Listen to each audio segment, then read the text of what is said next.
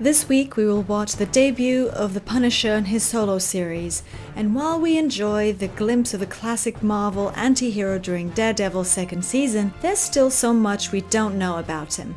Well, you're in luck because we're just in time for the season premiere. So let's learn a bit about Frank Castle, shall we? Bang. Welcome to CineAddiction's Did You Know on The Punisher.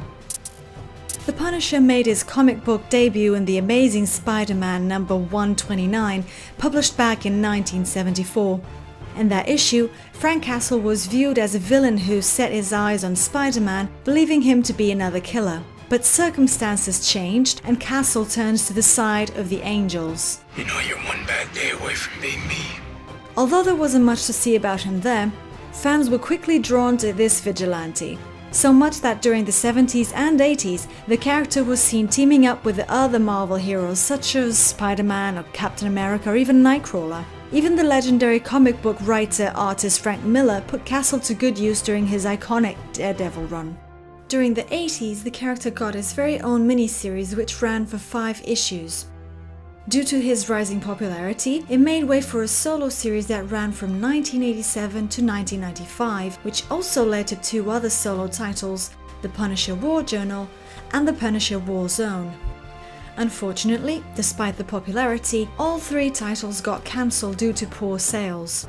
That also led to the birth of several 90s titles which, considering that it was the 90s, a bad decade for the comic book industry, weren't that well received by fans in general. That soon changed with the turn of the century, with the Punisher getting several titles in the Marvel Knights and Max imprints. These allow the character to return to the roots for which he was mostly known and beloved for.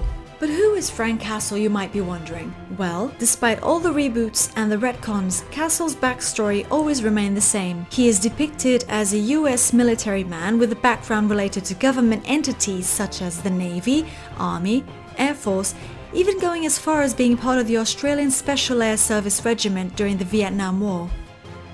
Because of his military background, Castle is highly proficient in the firearms department, which means he is capable of wielding any type of man-made weapons and also on hand-to-hand combat with mastery of several martial arts. And he only got to improve those skills in earning new ones during his vigilante career.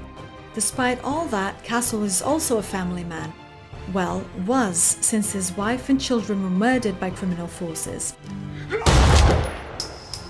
Castle snapped and wagged a one-man war against all crime in New York City, employing any brutal methods deemed necessary.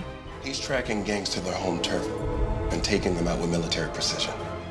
Those tactics brought fear to the criminal underground while at the same time alienating many members from the superhero community. But the Lone Wolf Act doesn't help us much, which is why Castle usually counts on the help of Microchip, a tech-savvy fellow who is responsible for Castle's weaponry and technological advantages.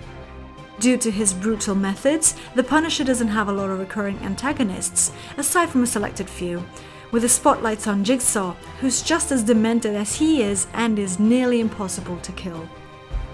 The character's popularity allowed him to cross over to other types of media, namely video games, movies and TV shows. In case of movies, the character appeared on the big screen 3 times. In 1989, portrayed by Dolph Lundgren, in 2004 by Thomas Jane, and in 2008 by Ray Stevenson.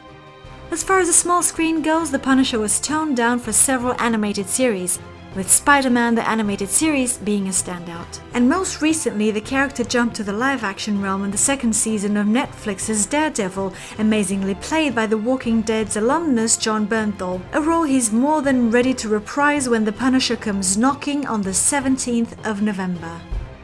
Did you know of any of these Punisher facts?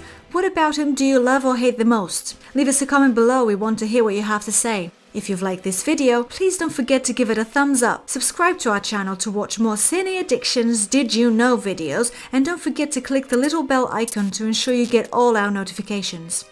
And remember, be addicted.